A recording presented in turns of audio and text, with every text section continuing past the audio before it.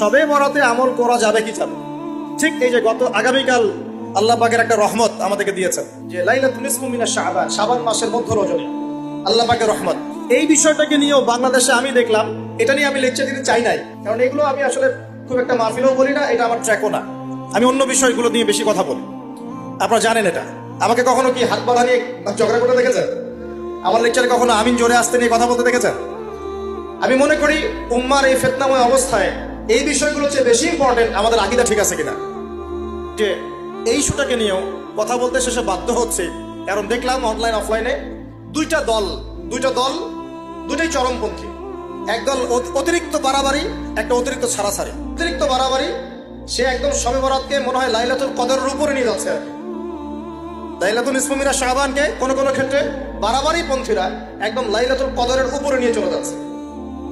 আর ছাড়াছাড়ি যারা, তারা বলছে এর